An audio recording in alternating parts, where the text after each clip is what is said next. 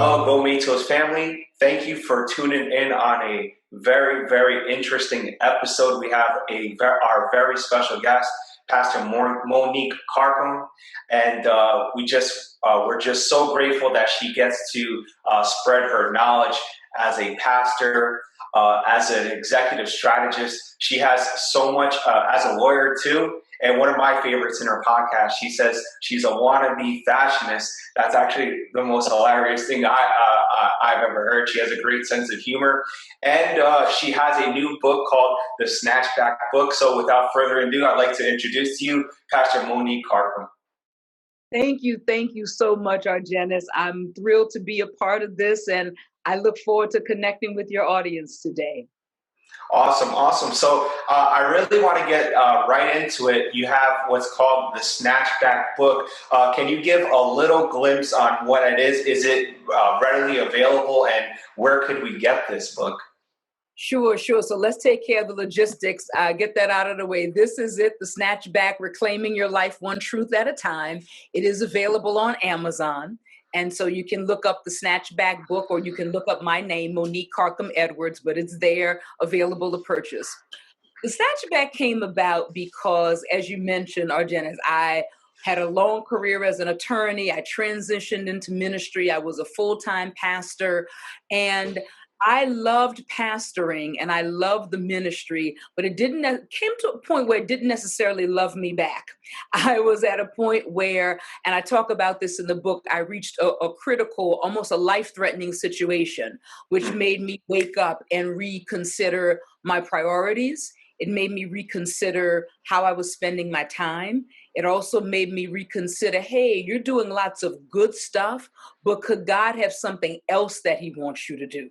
Something that could even be a higher and better use of your skills and your talents and your background than pastoring. And for me, that was huge because, I've been a believer I'm 51. I've been a believer for about 25 years. So the highest calling was pastor. Like, okay, God, what more could you have for me beyond that? And oh my God, it's a calling, and you don't walk away from a calling, and you're this until you die. And so I had to wrestle with a lot of stuff around it. And I loved my congregation. I loved my team. I loved the people I was ministering to, but I couldn't shake the feeling that God was calling me to something else, not necessarily something better, just something different and something else. And then I put it off. I kind of heard God, but I was like, no, I love my church and I love pastoring and I love the people.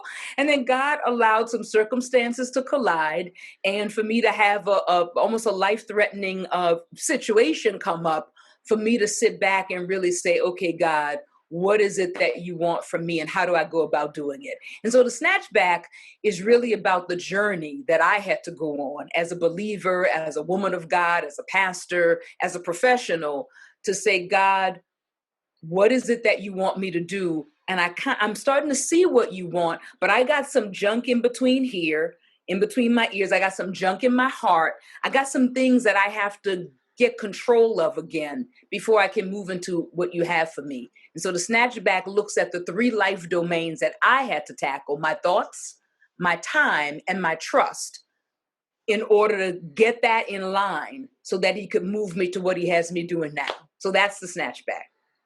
That sounds like a very interesting book. When you're talking about a life-changing situation like that happening, and for you to adapt to it, I think of automatically resiliency. Also add a little bit more depth of what you do. I think when I think of Pastor Monique and listening to your tools and all your utilities online, I see that you bring a lot of powerful leadership tools.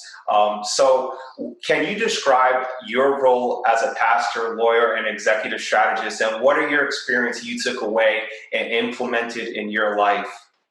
We have a journey that God takes us on.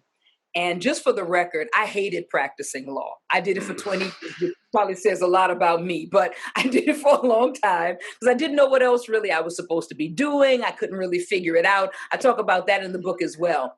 But what God has allowed in this season of my life is to take all of those elements and all the experiences that I've had and actually teach me leadership lessons that I'm able to give to others. So what you hear a lot on the Snatchback is you hear a lot of leadership development, you hear a lot of strategy, you hear a lot of those things. But when I was a professional in corporate America, I never had anybody giving me those lessons from a biblical worldview. I've done tons of leadership training. I've been parts of leadership development programs since the time I was 21 when I came out of college and started working for General Electric. At that time, back when dinosaurs roamed the earth, they were a powerhouse. They were the largest company in the world, okay? And I was part of their financial management program. And so I learned, and I've been part of leadership development and high potential employee programs my whole career. But I never got guidance that lined up with a biblical worldview. In other words, what kind of leader does Jesus want me to be? And we talk about servant leadership, but what does that look like on an everyday basis? What does it look like for me to lead myself well? So a lot of what you get on my podcast, The Graceful Hustle, is how to lead myself. And then how do I show up as that leader in an organization for God's glory? Our goal is really, as believers in the workplace, and I believe this so strongly, Argenis, is to earn the right to be heard through excellence in what we do. When we're excellent in what we do, when we are amazing in how we manage and lead ourselves and others, and when we are contributing at a high level and giving growth to the organization, we then earn the right to be heard on a number of platforms, not the least of which is our faith. So that's sort of how I have integrated those parts of my life and my experiences and what led me to this. It was really out of my own void from years in corporate America without having that biblical worldview for corporate leadership. My next question is, you hear a lot of this word being thrown around, an entrepreneur. My question is, can a Christian be an entrepreneur? Can a Christian find purpose in a job and fulfill what the calling is on earth? And I know from your podcast, you established you distinguished the difference between a calling and a job or a purpose. So I'm looking forward to hear what you say on about this topic here. I'm smiling because my answer 5 years ago, even 3 years ago, probably would have been very different from the answer I'm going to give you now. Mm-hmm. Absolutely, yes. As an entrepreneur, you can be in the perfect will of God, and entrepreneurship can be your calling.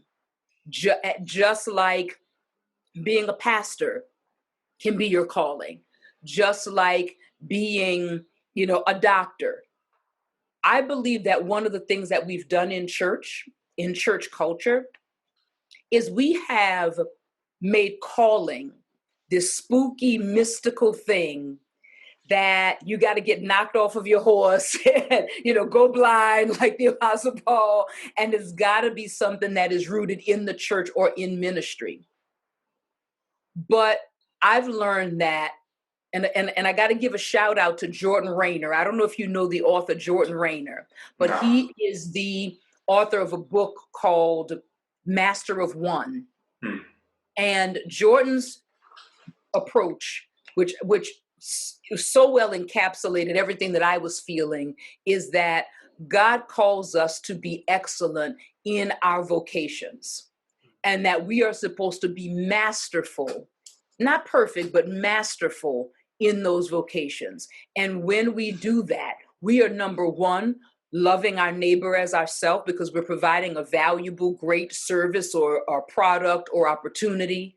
And we are blessing the world with our gifts, but we're also bringing glory to God through it. So I think and that was a big part of my struggle in leaving ministry. I sensed that God was calling me to leave pastoring full time to go do something else. But I struggled because for so many years, I thought, no, calling is really all about ministry. But you can be called as an entrepreneur to create. You can be called as an entrepreneur to build. Can be called as an entrepreneur to lead. Did that answer your question? Absolutely. Okay. I do have all a right. question. Mm-hmm. Yes. It's interesting to see that perspective that you're presenting us now. Here in Mozambique, I'm used to see Muslims and Indians as entrepreneurs. So it's hard to find a Christian. Actually, we have a Christian as entrepreneurs, actually. But it's really, really hard to find a Christian as entrepreneur. I really believe there's a misconceptions and false ideas about being entrepreneur. So how can we help our church and the Christian as a community to see that they can be an entrepreneur and change the country? If you look, let's go Bible. So I'm a big believer that while society, the marketplace, and all of those things have evolved, you should be able to go back and find some biblical footprint for a principle that you want to espouse. And if you look in the Bible, from the Old Testament, you had Abraham, who was wealthy as a herdsman and a shepherd and a farmer. You also then can go New Testament and find a woman, Lydia, who was a dealer of purple cloth. These people were entrepreneurs. Paul was an entrepreneur. He was a tent maker. That's how he supported himself. So we have to stop over spiritualizing the Bible. And we also have to stop taking one aspect or one story in the Bible and making it a law. So I'll give you an example. I think a lot of people feel like in order to follow Jesus, I need to quit my job. And a lot of that comes from the story of Jesus calling Peter and others who were fishermen to say, you are now fishers of fish, but now you're going to fish men. Leave your job, come follow me. That's sort of the pastoral model, if you will, and the ministry model. We never really dig down into the texts that talk about other people who were entrepreneurs. There were business owners. They had to support a family. Everybody can't walk away and just go do ministry full time. There's a space for that. And so I think that embracing those stories and getting clarity around that can help. I also think that we have this division in our minds about the sacred and the secular. And so my business is over here. My ministry and the other part of my life is over here.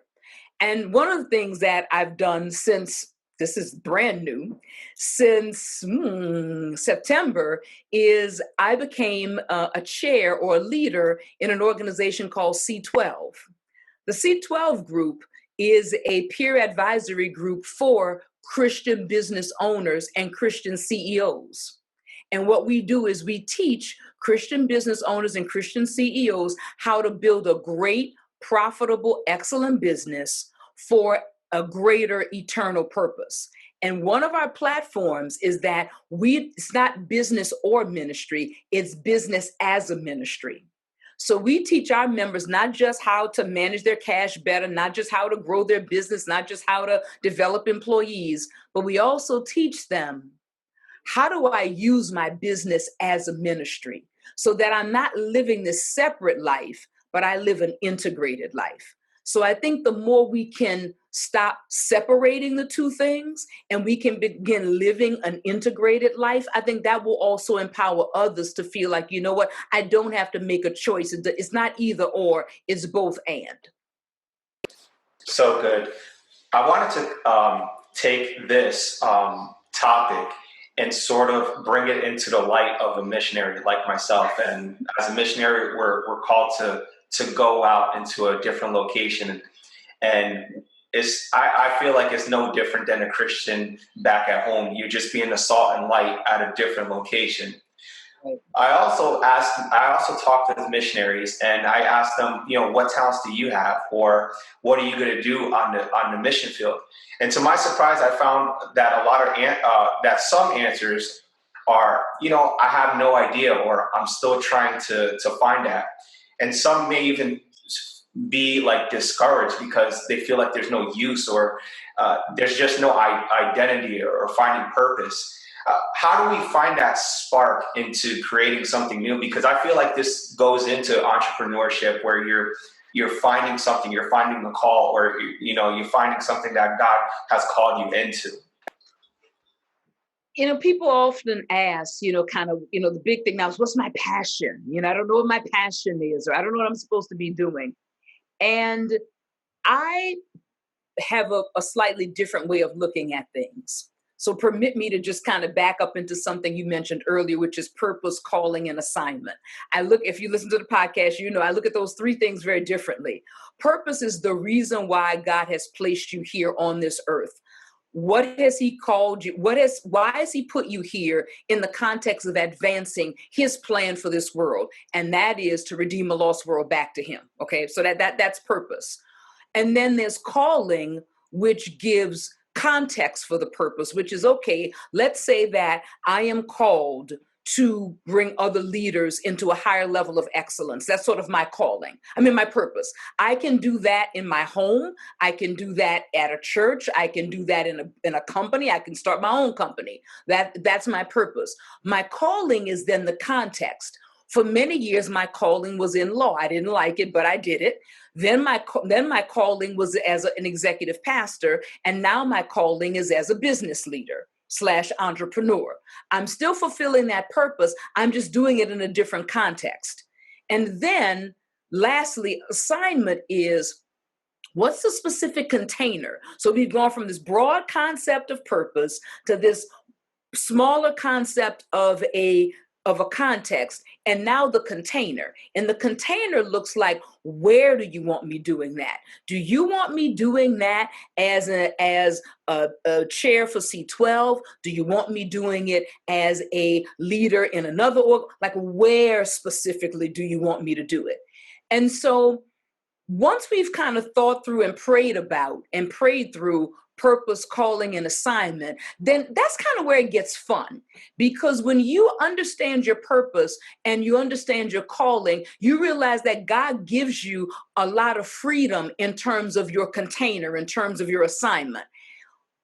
At the time, before I started C12, I was actually torn between, do I continue my work with individual professionals, or do I start now working with CEOs and companies? Like, what do I do? And I felt a great liberty because my mentality had changed. It was no longer, oh God, if I make the wrong decision, I'm going to hell. It was no longer, oh God, if I don't get this right, it's all over. It is, what do I want to do? And what do I have a passion around doing? And what am I good at? And so I think many of us, especially Christians, have spent a lot of time internalizing something that I think is untrue. And that is, God doesn't care about your happiness. He wants you to do what he wants you to do.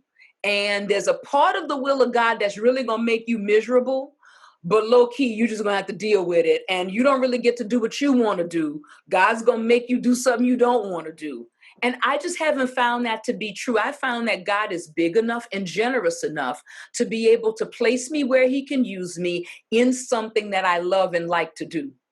Because when I love it and I like it, or Janice, you know this, that you're going to give more. You're going to be more present. You're going to have more passion around it. You're going to do it with more excellence. So I think a place to start is not so much what do I do, but it's right in between here. For entrepreneurs, for missionaries, for instance, to say, okay, I'm here, but God, what else might you have for me? Okay, so this is my purpose. I understand my calling right now is as a missionary, but while I'm here in Mozambique, while I'm here in wherever he sent you to, China, India, wherever, while I'm here, what do you want me to do? What do I like to do? What am I good at doing? Where is there a need? What do people come to me for? And I have a workbook that goes along with the book. If you get the book, you'll see there's a link in there to a free workbook. You can download it. It's on my website that kind of walks you through some questions about figuring out what is God calling you to do in this season. So I think we got to free ourselves up mentally to then begin to become open to the possibilities for what God wants to do. Did that answer your question? Oh, okay. Sorry about that. Absolutely. Yes, it did. That added so much value into taking a perspective of a missionary. Now, I wanted to go back into the business person, the business people or businesses. How can they change the community as far as, creative businesses models such as India with their kitchens? They say you pay whatever you want method. We're seeing a lot of businesses that they're focusing their philanthropy like out towards the community, and I see that as wow, that's very inspiring. Can Christians do that too? And so my question is to you: how could we encourage more entrepreneurs, more leaders who are Christians to do more, and also maybe thinking like missionaries and thinking like disciples of Christ? One of the things that we have to do is, and I'm just going to speak from an American perspective, the U.S. is very much me, myself, and I. It's very much, and although we say I'm blessed to be a blessing, really and truly, we about the coins. Like we want to get blessed so we can get the bigger house, so we can get the bigger car, so we can pay for our kids' college. And I am not a poverty preacher. I am all for prosperity, but in the context of what is being used to glorify God. And so I think the first thing that we have to do before we can start talking about methods is to change mentality. Because when a business owner when a business owner comes into C12 and they don't really know, how do I use my business as a ministry? And we start showing them ways to do it. We can give them methods all day, but if their mentality and their heart is not, wow, God, everything I have belongs to you, including my business. I don't own this business. I know all the shares may be in my name. I know my title may be on the door, but I've been called to be a steward of your business. Humble me and teach me how to steward this business well. When you make that mental shift, you start seeing all kinds of stuff that you can do. One of the best things that a business can do before it goes outside to do outreach is to do inreach. Treat your employees well. Minister to your employees. Begin to think about what would bless them. Don't just take care of the head honchos with big bonuses, but what about the single mother working in the mailroom? Think about how can you do inreach into the community. In the community that is your employees. And then from there, you can begin to branch out. But I would say this, get to know the community around you. If your business location or your community is one where you pop in and you pop out, that's transactional. And people now need ministry that's relational. See, the thing that business can learn from missionary is that when you go into a mission field, you can put up a sign, you can open up a tent, but if you haven't built relationships, nobody's coming. Nobody's going to come to the Bible study. Nobody's going to come to the tent meeting. And so businesses can learn from missionaries how to be relational and how to identify the needs of the community and then begin to meet the ones that they're best equipped to meet. And so, but the mentality has to precede the method. Well, while Monique was talking, I was having some flashes about what could be biblical principles about entrepreneurship.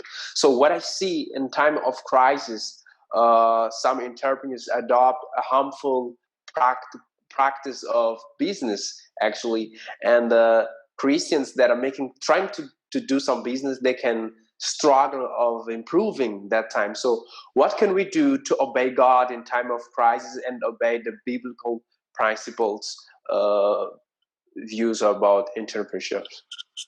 The business is only as healthy as the leader. And as the leader of the business, as the entrepreneur, as the CEO, whatever your title is, how you do business is an outgrowth of your relationship with Christ. Let's take COVID-19, that's been a crisis. And we've had businesses having to pivot, shift, change models. Some businesses have shut down altogether. But if my mentality before that crisis was, this is my business, and I'm going to do business like the world does. Not that you don't follow best practices, but that, you know what, I'm growing this business and it's all about what I can do to grow the business. And then something like COVID hits, well, you can't do anything. So you're kind of stuck. So then a fear comes over you. And now you have to resort to practices and principles that cut against what God says. And they might not even be sinful. They just might not be the best thing to do. But we do that kind of thing, I believe, out of fear. We do it out of a scarcity mentality. And so if in COVID, we didn't, as business owners and entrepreneurs, adopt a different way of thinking about crisis, it's going to impact how we lead that business through a crisis and even after. And so I would say that the foundation for solid business principles starts with having a whole perspective on who God is and who he is in relation to your business. And then from there, we will not end up in the fear scarcity mentality that causes us to run off and do things. And we look back and we was like, okay, that was shady. That wasn't really good. So there's that. And then we have a variety of methods that we use. One thing that I would say about most entrepreneurs is that they do not have a network. They don't have a network of other entrepreneurs to learn from.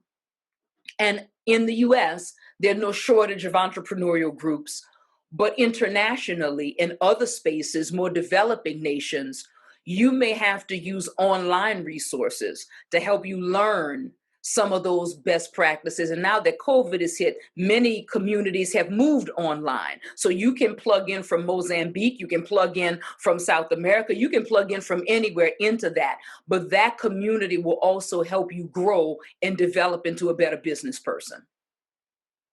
So this podcast brings missions and Christian lifestyle together. So what makes a philanthropist or socially aware person that is a Christian different than any other ideological systems? Why do we, what is your best explanation as to why do you think we need Christian business people or Christian businesses? One of the things that is I think undergirding a debate in this country and causes some challenges both here and around the world is this notion of doing good. I'm a good person. You know, I do good things. I don't harm anybody. I don't help anybody. I mean, I help people. I don't harm people. So philanthropy is all about doing good. But as Christians, we have an obligation not to just do good for people here temporarily, but we have an obligation to do best for people. And that is sharing the love of Jesus with them and the gospel. When we operate things from a biblical worldview, we do them in a way that not only helps people, but we do it in a way that honors the imago Dei, that honors the image of God in them. So if you have ever had the misfortune of having to go to a social services office, for instance, particularly here in the US, to get help, you may notice that you're talked to a certain way, maybe you're questioned a certain way, maybe you're interacted with in a certain way. Christian philanthropy and help ought to look vastly different from that. That when you walk in, you are not your income. When you walk in, you're not your circumstance. When you walk in, you are an image bearer of Christ, and therefore we will treat you with the love, dignity, and respect that you deserve, right? So there's the how are people treated, both doing good, both helping people, but it's how you help. So I think that's a distinctive with Christian organizations. The other thing is we don't just stop there, obviously. We then go into the things that are eternal, right? But we take care of the temporal or the temporary, and then we move into the eternal. The reason why it's important for Christian businesses and entrepreneurs to be engaged in this is because while the gospel is free, ministry costs money. And oftentimes there is a gap between what the heart desires to do and the vision that God has given and the funds to do it. Now we say, listen, God will give provision for the vision. And we have all those little cliches that we say, but he's doing it through somebody. And he wants to do it through Christians who've been blessed enough in their businesses and in their lives to be able to give. Jesus told his disciples, he said, what freely you have received, freely give. And that ought to be the mentality. So it ought to be, not only do we treat people a certain way, but it also ought to be that what we have to offer is so priceless. We need to prioritize the funding and the execution of it so that it's done well and can reach as many people as possible. So that would be my answer as to why that should be prioritized and how Christians can help. Next topic is the mission field is always open to new ideas and approach. And for example, as a missionary, we collaborate with other missionaries that have different functions. We also work with native leaders or indigenous people, churches, or people within the community. And we're just foreigners going there to help them. And by help them, it means like we want to be beside them and we don't want to lead in front thinking we have all the answers and solutions. What approach should a person have to be beneficial for the whole community and just not our ideas? One of our biggest challenges is how we see ourselves versus how we see others. And I think the old missionary model was we're coming in as the saviors, we're coming in to save the day. Here we are. And realizing that indigenous peoples, they have something that is of value.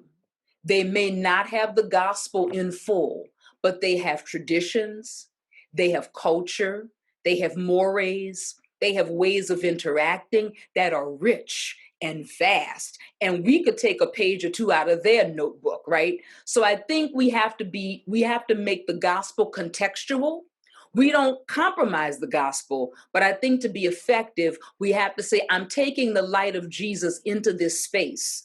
And I am going to allow it to fuel all of the other things that are in this space that are good. So that because I find this here in the US that when we talk about diversity, what we really mean is conformity. What we really mean is let's invite some brown and black faces into white spaces and hope they turn out like us. That's not diversity. That's conformity. And that's arrogance. So we should not be taking that into any other communities, believing that our Western or other way of thinking, way of life is better. It's different. This has value. We're simply bringing the gospel into this context. But another thought that I have, and I am not an expert on missions at all because I'm not a missionary, but the other thought that I have is this. There's a book called When Helping Hurts. Yes. And okay, so you're familiar with it. And we need to be sensitive that we are going into communities making sustainable contributions that will bring about generational impact. And when we can show a person how to base some basic business principles. So this is why business people can come and be missionaries. When we show them, how do I calculate profit? How do I figure out how much this good that I make really costs me? And how do I price it appropriately? How do I do the best sourcing for the materials that I need in order to make this? What's the best way for me to sell this? When we begin to go in and we just share even some basic business principles that we think every entrepreneur knows, but they may not know, that can make a huge difference in that person's quality of life and in the care for their family. That's missions. That's the love of God just as much as John 3:16. So I think we have to expand how our mentality and our approach when we go in. We need to check our little pride and ego and all that, check all of that at the door. go in on a humble tip and be like, okay, there's more here. Let me bring the gospel in context. And then let me figure out, what do the people that I say God has called me to minister, what do they really need, and what's going to be a sustainable contribution that'll make a generational impact, and then make sure that my helping doesn't hurt. Wow, that was, it took me by surprise, because that book is actually, we just recently read that, and it's one of the curriculums that we had to read as missionaries. So it's very great that you mentioned that, and I just love your answer. And as you were speaking, I was thinking about rather than us thinking about being the sole source of biblical training and leadership, I also find that I have to open up and have Africans and Mozambicans add value to me, add something where I can learn to myself, because at the end of the day, we have to think about that key word, sustainability. And America doesn't have to be that primary source of sending missionaries and Bible teachers and preachers. I think God will say, well done, faithful servant, if there's Mozambicans that could obtain leadership positions to be sustainable, to build churches on their own without resources. Because the way I look at it, as it'll be more sustainable if they create their own leaders and their own pastors and entrepreneurs. And now we could sit at the table as equals, rather than the chief mentality, I'm the man and you listen to me. And I feel like it becomes more of a collaborative effort. And I think the kingdom could be progressed a lot more when we have diversity and different ideas coming against each other and helping us. You know, I think that's exactly right. The other thing is, I think we tend to minimize people's experiences with God because they might not have the full gospel. But God is meeting people. Like, let's be clear, Abraham was an idol worshiper, and God spoke to him. You see what I'm saying? So just because people may not have a Bible, and just because they may not know the synoptic gospel, God is meeting people. And we need to humble ourselves to be able to talk to somebody who may not be able to articulate the difference in the Trinity. They may not know that, but God spoke to them this morning. And so we have a very Western view of what constitutes an experience with God. And I think we have to open ourselves up to realize that. And I don't care if you're a business person or a missionary or a pastor, the only place you can go and be effective is where God is already at work. Do you know the book Experiencing God by Henry Blackaby? Experiencing God, Henry Blackaby, read it. It's so good. I read it probably every 2 years, 3 years. But his basic premise is this, and I'm not going to do it justice, but his basic premise is this, is that there is no will of God for your life, okay? God has a will for this world. And your job is to figure out where he's working, to work out his will and go join him there. When we show up in Mozambique, when we show up in Thailand, wherever we show up, our goal ought to be, okay, God, you're already working here somewhere. Because if you weren't working, they wouldn't want to hear anything I have to say, right? So you called me here because you're working. Let me identify where you're already working and go join you there. But when we join God there, we're not joining to take over. We're joining to add in to what he's already doing. So just because somebody cannot articulate the full gospel of Jesus Christ just yet, doesn't mean that God isn't working there. And what we have to do is be sensitive when we go into the community and go into the space to say, okay, God, you're doing something. Help me to listen for what you're already doing, and then tailor my agenda to that so that I can be most effective. So those are my thoughts, just as you mentioned, kind of sitting at the head of the table and us being chief. I think you're exactly right. We do that from a place of minimizing what God is already doing before we even showed up. And my last topic that I want to talk about, and the question goes, what is the role of a missionary and how does it include everyone? And I put in a scripture, Matthew 28:14, therefore go and make disciples of all nations, baptizing them in the name of the Father, the Son, and the Holy Spirit, and teaching them to obey everything I have commanded you. And surely I am with you always to the very end of the age. What is your drive to influence people towards a relationship with God? And I think, and that sort of like captivates what a missionary is. But what gives you that drive, and what should be every missionary's drive? And how does that include everyone, not just, those that are out in Mozambique or in Thailand or outside of their homeland? What should be that individual's goal when God has made a difference in your life? That's a great question. I think that the bifurcation between missionaries and everybody else. So let me just tell you how we see missionaries for the non-missionaries. You all are like, oh my gosh, they've left everything. They're out there. We see you as being the front lines. We see you as being the people who were willing to risk it all and leave it all behind. And so you guys are like, in many ways, like these Christian superheroes. And so we have this view of you guys, right? We do. I know I do, because I'm like, I don't know if I'm called to do that. But I think you raise a good point in that, low key, we're all called to risk it all and be a missionary for Christ. It just looks different in different contexts. And I'll give you an example from the work that I'm doing now with the C12 group. I am called to come alongside Christian business owners and CEOs. These are people who are leading for-profit organizations, and help them build a great business for a greater purpose. That's what I'm called to do. We focus on businesses of a certain size. The minimum we say is $1 million in revenue and 5 employees. Okay, so we focus on business of a certain size. But when I'm having an interaction with the business owner, whether they meet the criteria or not, it's still an opportunity for me to share the gospel. So this is not about, do you meet the qualifications? Well, no, then later for you. It is about taking a moment to say, listen, based on your size and stage of business, this wouldn't be a good fit for you, but how can I pray for you? What do you need?